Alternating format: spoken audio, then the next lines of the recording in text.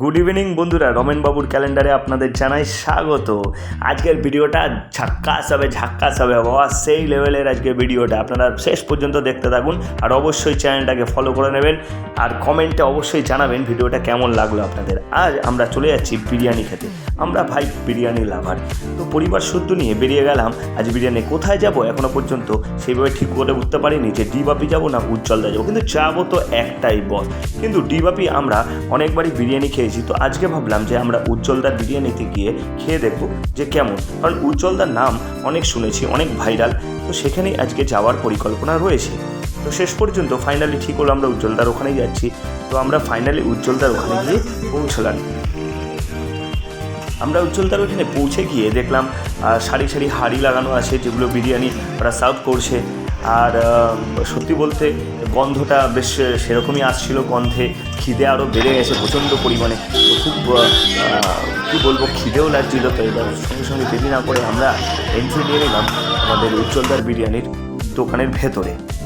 দোকানে নেমে উজ্জ্বলদাকে খোঁজাখুঁজির চেষ্টা করলাম, কিন্তু যদিও বা উজ্জ্বলদা নিজের কাজেই হয়তো ব্যস্ত আছেন, এখানে নেই, কিন্তু দেখার একটা আগ্রহ সেই থেকেই গেল।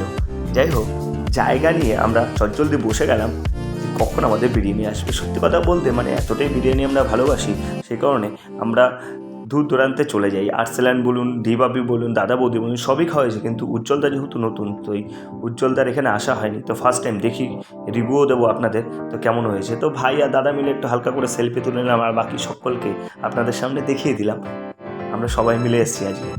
সবাই সবার দিকে তাকাচ্ছিলাম আর ভাবছিলাম যে কখন বিরিয়ানির থালাটা সামনে আসবে। তো এই বলতে বলতে সামনে চলেই এসছে। আর সত্যি কথা বলতে নিজের হাতকে আর আটকে রাখতে পারলাম না। তো দাদাকে বলছিলাম, দাদা তার শিগগিরই দাও, জোর খিদে পেয়েছে। তো যথারীতি নিয়ে নিলাম।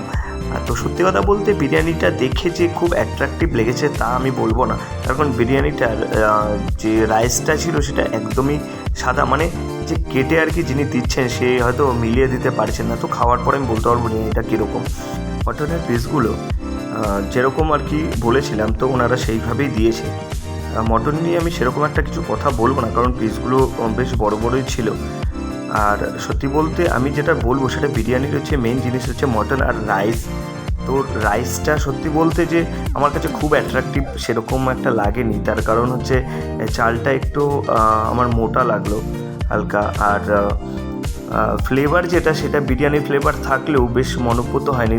নুন যেমন কম লেগেছিলো, সেই জন্য নুনটা আমি দিয়ে খেয়েছি। প্রত্যেকেরই নুনটা একটু কমই লেগেছে। চাটনিটা কিন্তু দেয়নি, তো চাটনিটা খুব মিস করলাম আজকে।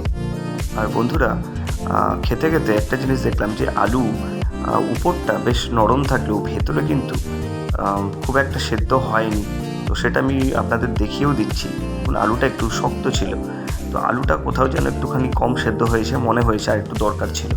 আর স্টাফদের বিহেভিয়ার কিছুটা আমার কাছে একটু খারাপ লাগলো, সেটা হচ্ছে পেঁয়াজ চাওয়াতে।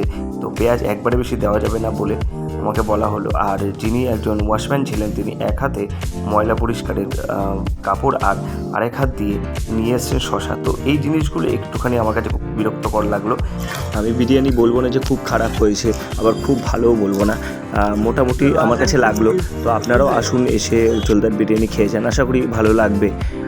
তো সকলকে অনেক ধন্যবাদ এই ভিডিওটা সম্পূর্ণ দেখার জন্য।